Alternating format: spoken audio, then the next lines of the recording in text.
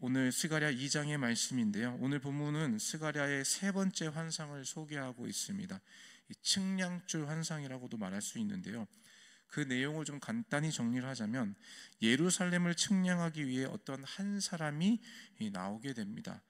그리고 또 다른 천사가 나타나서 이 측량줄을 잡은 이 사람을 맞이하면서 그에게 예루살렘에 대한 여호와의 말씀을 한 소년에게 말하여 전하라고 이 명령하는, 전하는 내용들이 이 측량절 환상에 대한 내용들이 나오는데요. 특별히 이 여호와의 말씀, 그 한 소년에게 전하라라고 말씀하시는 그 여호와의 말씀을 크게 세 가지 내용으로 정리를 할 수가 있겠습니다. 그 내용이 뭐냐면 첫 번째로는 4절부터 5절의 말씀인데요. 예루살렘의 사람과 가축이 많아져서 성곽이 없는 성읍이 될 것이다. 그리고 여호와의 불이 예루살렘의 성곽이 되어서 그 가운데 영광이 될 것이다. 이 말씀을 4절과 5절에서 첫 번째 메시지로 전해주고 계시고요. 그리고 6절부터 9절의 말씀은 북방 땅에서 도피하라. 지금 현재 이 바벨론 땅이죠. 바벨론 성에 거주하는 유다 백성들에게 피하라. 그 땅을 피하라라고 말씀하시면서 여호와께서 바벨론을 심판하실 것이다. 그 땅을 심판하실 것이다 라는 메시지를 또 6절에서 9절을 통해서 주고 계십니다. 마지막 부분이 되는 10절부터 13절의 내용은 시온의 딸 유다 백성들에게 노래하고 기뻐하라 라고 명령을 하고 계십니다. 그 이유는 여호와께서 너희 가운데 머물 것이다. 많은 나라가 여호와께 속하여 여호와의 백성이 될 것이다. 다시 유다와 예루살렘을 택하여 회복시키시며 그 땅이 거룩한 땅이 되게 하시며 여호와께서 그 거룩한 처소에서 다시 일어나실 것이다 라는 이 말씀을 특히 주고 계시다라는 것이죠. 이 세 가지 내용의 말씀을 측량줄을 잡은 자에게 한 소년에게 전하라라고 말씀하시는 이 내용이 바로 측량줄 즉 줄 환상의 내용이라고 우리가 볼 수가 있습니다. 이 환상의 내용을 한마디로 정리하자면 무엇일까요? 이것입니다. 여호와께서 유다와 예루살렘을 다시 회복시키시겠다. 회복의 말씀을 주고 계시는 것을 우리가 분명히 알 수 있는 것이죠. 어제 우리 새벽에 말씀을 나눴던 것처럼 계속해서 유다와 이 예루살렘의 회복을 지금 말씀하고 계시는 것입니다. 이 회복의 구체적인 내용들을 살펴보면 그 안에 담긴 하나님의 섬세하고 세밀한 자기 백성들을 향한 마음들을 우리가 좀 엿볼 수가 있는데요. 오늘은 이 내용들을 우리 하나씩 살펴보면서 저와 여러분이 우리를 향한 하나님의 그 마음이 어떠한지를 다시 한번 확인하고 깨닫는 은혜의 시간이 되기를 소망합니다. 먼저 이 4절과 5절의 말씀하시는 첫 번째 회복에 관한 내용을 우리가 먼저 살펴보기를 원하는데요. 우리 그 말씀을 한번 읽어볼까요? 4절과 5절의 말씀을 한번 읽어보겠습니다. 시작. 이르되 너는 달려가서 그 소년에게 말하여 이르기를 예루살렘은 그 가운데 사람과 가축이 많으므로 성곽 없는 성읍이 될 것이라 하라. 여호와의 말씀에 내가 불로 둘러싼 성곽이 되며 그 가운데에서 영광이 되리라. 아멘. 에스라 2장 64절에 의하면요, 이 고레스 칙령에 의해서 이 바벨론 땅에서 예루살렘으로 1차 귀환한 사람들의 수가 나옵니다. 그 수가 몇 명이냐면 42,360명이라고 기록이 되어 있습니다. 42,360명, 1차 귀환한 이 백성들의 수인 것이죠. 사실 이 숫자는 예루살렘 성읍을 가득 채울 만한 그런 숫자는 아니었어요. 1차 귀환 후 여전히 예루살렘은 황폐한 땅과 같은 상황이었습니다. 성전 재건이 중단이 된 상태였고요. 성벽을 재건할 생각은 전혀 하지도 못한 채로 그냥 답보 상태로 있었던 상황이 바로 1차 귀환 이후의 상황이었고, 지금 이 스가랴의 말씀이 임하고 있는 그때의 상황이라고 우리가 볼 수가 있는데요. 그런 가운데 하나님께서는 예루살렘의 회복에 대해서 말씀을 하고 계십니다. 그런데 그 회복의 말씀이 무엇입니까? 이 성읍이 사람과 가축이 많아서 성곽이 없는 성읍이 될 것이다, 이렇게 말씀을 하고 계시는 거예요. 지금 현실의 상황은 전혀 상상할 수 없는, 기대할 수 없는 그런 황폐한 땅임에도 불구하고 주님의 말씀은 그 땅에 사람이 많고 가축이 많아서 성곽이 없을 만큼 큰 성읍이 될 것이다 라는 이 회복을 연상시키는 말씀을 하고 계시는 것이죠. 그리고 더 나아가 여호와 하나님께서 당신의 불로 예루살렘의 성곽이 되어서 그 안에서 영광이 되시겠다, 이 말씀을 지금 5절에 하고 계세요. 여호와의 불은 성경에서 크게 두 가지의 의미를 갖고 있는 것 같아요. 하나는 심판의 의미, 그리고 또 하나는 자기 백성을 보호하시는 의미로 등장하게 됩니다. 광야에서 불기둥으로 이스라엘 백성들을 지키시고 보호하시며 인도하셨던 그 하나님의 불기둥, 우리가 생각할 수가 있죠. 그래서 여호와의 불은 성경에서 두 가지 큰 의미, 심판을 의미하기도 하지만 자기 백성을 보호하시는 하나님의 보호하심을 의미하는 이 두 가지 모습을 갖고 있는데요. 이 여호와의 불이 성벽을 둘러싼다는 이 의미 안에는 여호와의 불이라는 이 두 가지 큰 의미가 함께 담겨 있는 것 같아요. 침략하는 자와 대적하는 자들에게는 심판의 불이 되어서 그들의 악한 계략에 대하여 징벌하시면서도 당신의 백성들에게 대해서는 완전하고 완벽한 보호를 주시겠다는 이 두 가지 의미가 여호와의 불이 성곽이 되어서 둘러싸 그 안에서 영광을 받으시겠다라는 이 한 말씀 안에 담겨 있다라는 것이에요. 이 말씀을 통해서 우리가 깨달을 수 있는 자기 백성을 향한 하나님의 마음, 어떠한 것인지 우리가 볼 수 있죠. 그것은 무엇입니까? 하나님께서는 당신의 백성을 안전하게 지키시고 보호하시는 분이시라는 것이에요. 악하고 불법하고 다른 죄악된 자들로부터 당신의 백성들을 보호하시고 그들을 그 불로 심판하시는 하나님이시라는 것입니다. 그 강력한 불로 악에 대하여서는 심판하시며 그의 공의와 정의를 이루시면서도 또 다른 당신의 백성들에게는 그 불로 모든 악에 대해 지키시고 보호하시는 하나님이시다. 유다와 예루살렘의 회복을 주시는 하나님께서는 이와 같이 당신의 백성을 향한 마음을 지금 보여주고 계시는 것이에요. 때로는 주님께서는 당신의 백성들을 징계하십니다. 잠언 3장 11절 12절의 말씀을 보시면 하나님께서 사랑하는 자를 징계하신다는 말씀이 있어요. 징계하는 것만 생각하면은 하나님이 당신의 백성을 사랑하지 않는다라고 생각할 수 있겠지만 주의 말씀은 사랑하기 때문에 징계하는 것이다 라고 말씀하고 계시는 것이죠. 때로는 백성을 징계하시지만 그 징계하시는 이유가 사랑하시기 때문이라는 것이죠. 비록 이스라엘 백성들, 유다 백성들이 하나님께 범죄함으로 아수르와 또 바벨론에 의해 멸망을 당하여 포로의 생활을 살아갔고 그 70년이라는 긴 세월을 지냈지만 그 이유가 하나님이 그들을 사랑하지 않아서가 아니라 오히려 그들을 사랑하시기에, 그들이 깨닫고 돌아오기를 원하시는 주의 마음으로 그들을 징계하셨다라는 것이죠.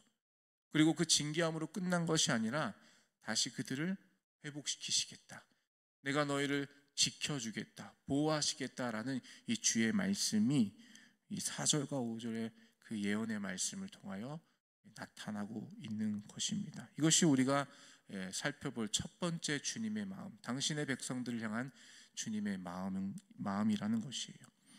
두 번째로는 6절부터 9절에 말씀해 주신 이 말씀을 통해서 우리가 알 수가 있는데요. 6절에서 9절에 말씀해 주신 바벨론에 대한 이 심판의 내용, 이 내용이 바로 하나님의 마음을 발견할 수 있는 한 부분이라는 것입니다. 이스라엘과 유다의 죄악으로 인한 결과는 다른 이방 나라의 포로가 되어 살아가는 것이었습니다. 그러나 우리가 방금 앞에서 나눴던 것처럼 이것은 하나님의 징계하심이지만 그것은 사실 아비가 자녀를 사랑하기에 주시는 징계라는 거예요. 사랑하시기에 주시는 징계다. 그것이 더욱 분명하게 드러나는 것이 바로 6절에서 9절의 말씀에서 주시는 이 바벨론에 대한 심판의 말씀입니다. 북방 땅에서 도피할지어다. 7절에 보시면 바벨론 성에 거주하는 시온아 이제 너는 피할지니라.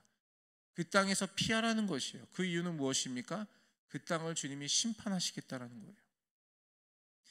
비록 바벨론은 하나님의 도구가 되어서 하나님의 백성을 심판하고 징계하는 데 쓰임을 받았습니다. 그러나 그렇게 쓰임 받았던 이유가 그 바벨론이 의로워서 죄가 없어서 그래서 쓰임 받은 것이 아니라 그냥 하나님이 그때 그 바벨론이라는 나라를 들어서 사용하신 것이지요. 그들의 행위가 정당하고 의로웠기 때문이라는 것은 아니라는 것입니다. 여전히 그 바벨론도 죄악의 삶을 살고 있었고요. 여전히 하나님이 보시기에는 죄악과 불법과 불의와 공의가 다 무너진 채로 살아가고 있었던 나라였던 것이죠.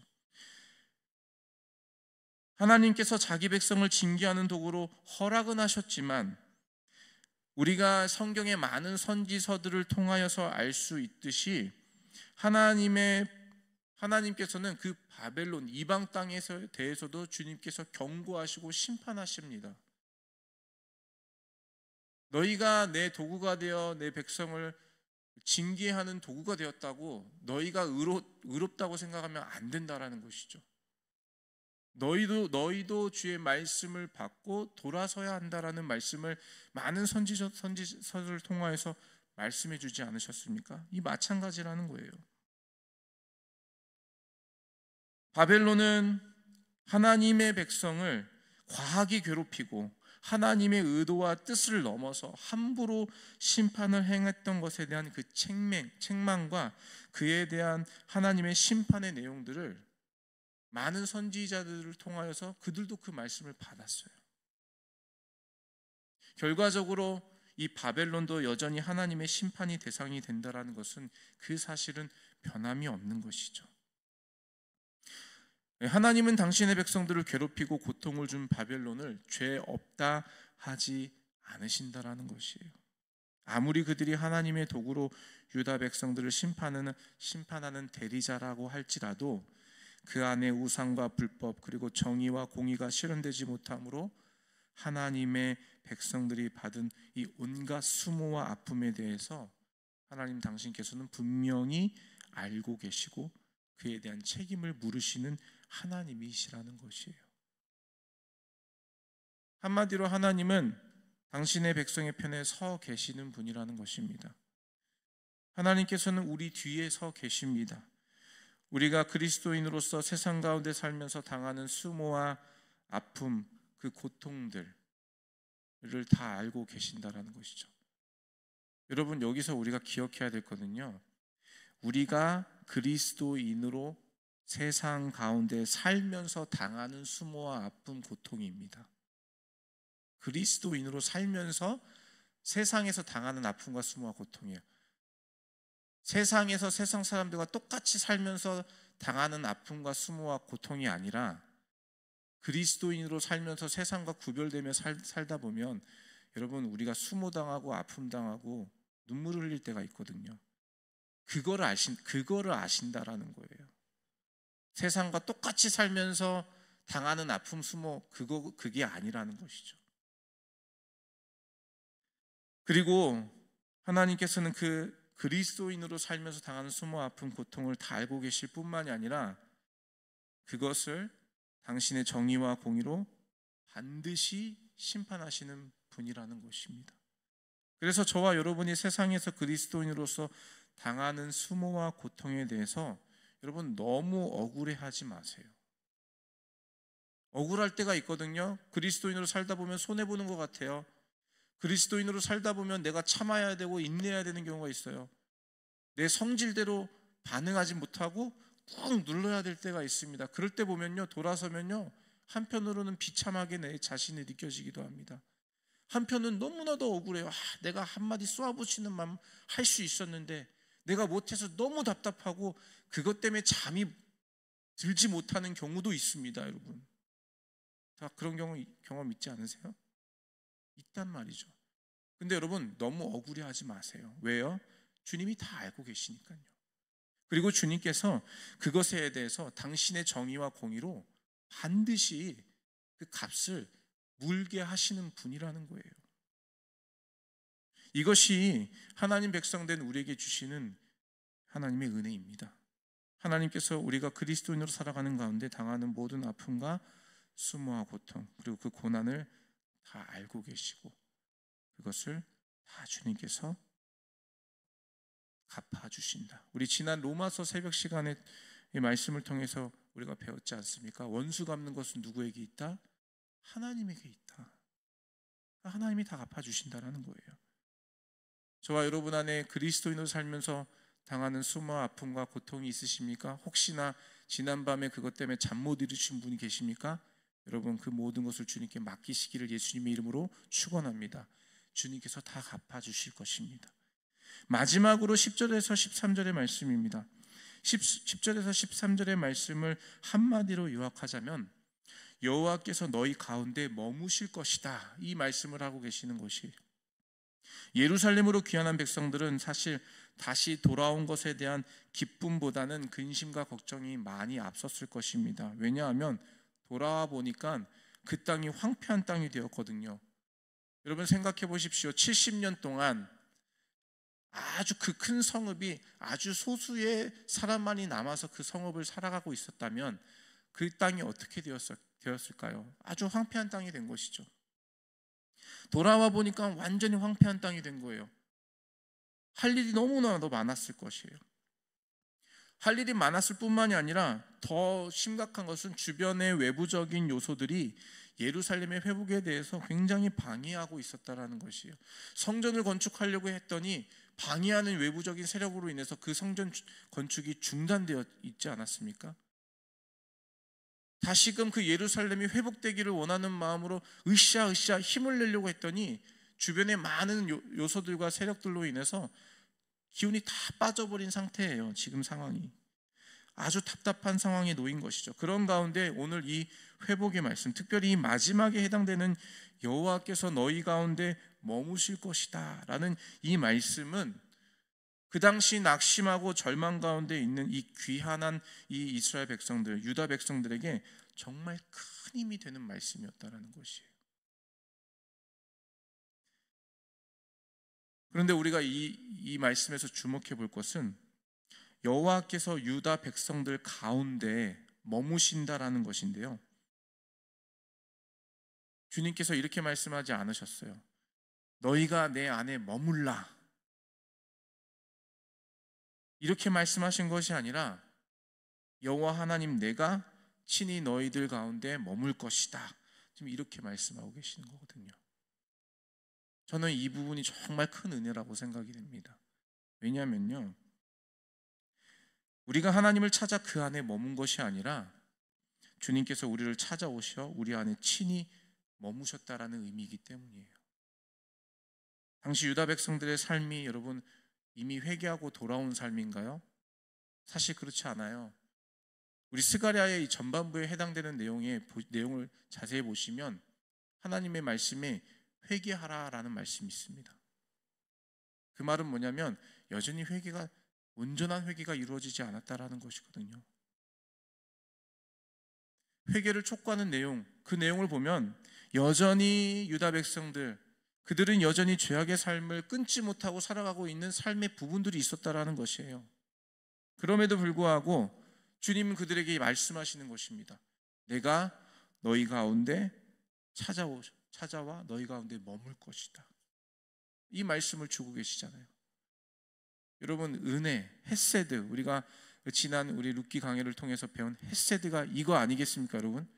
자격 없는 자에게 주어주시는 하나님의 은혜, 이게 헤세드인데 아직 온전하게 회개가 되지 않았어요. 그런데 주님이 약속하시는 거예요. 내가 너희들 가운데 머물겠다. 얼마나 큰 은혜입니까 여러분? 우리의 경건으로 이루어진 구원이 아닙니다. 하나님의 한없는 은혜로 주어진 구원이라는 이 사도 바울의 이신칭의와 같은 우리 로마서 말씀을 통해서 봤던 그 내용과 한결같은 내용 아니겠습니까 여러분? 구약에서 보여주시는 하나님의 이 모습, 자기 백성을 향한 주님의 그 모습이 우리 지난 새벽 로마서의 말씀을 통해 본 내용과 결이 같다는 거예요. 그래서 우리의 삶은 늘 죄인인 나를 찾아와 주시어 당신의 자녀로 삼아 주신 그 하나님의 은혜에 대한 감사와 감격으로 살아가야 되는 것이에요. 그게 은혜로 살아가는 삶입니다. 은혜가 뭐 대단한 다른 건 줄 아세요, 여러분? 이미 우리는 은혜를 받고 살아가고 있는 거예요. 그것을 믿으시는 저와 여러분 되시기를 축복합니다. 은혜의 삶. 여전히 죄인인 나를 찾아와 주시는 하나님의 은혜. 나는 너희 가운데 머물리라. 이 말씀을 통해서 그 은혜를 나눠주고 계시는 것입니다. 오늘 이 스가랴 2장의 말씀을 통하여 하나님께서 이 측량줄 황상을 통하여 장신의 백성들 향한 주의 마음이 어떠한지를 우리가 세 가지 나눠봤습니다. 저와 여러분, 이 말씀을 우리 마음의 심기에 새기시면서 우리와 함께 하시며 오늘도 나에게 은혜를 베푸시는 그 주님의 은혜 안에서 감사하며 감격하며 기뻐하며 즐거워하며 그렇게 오늘을 살아가시는 저와 여러분의 삶이 되시기를 예수 그리스도 이름으로 축원합니다. 우리 같이 한번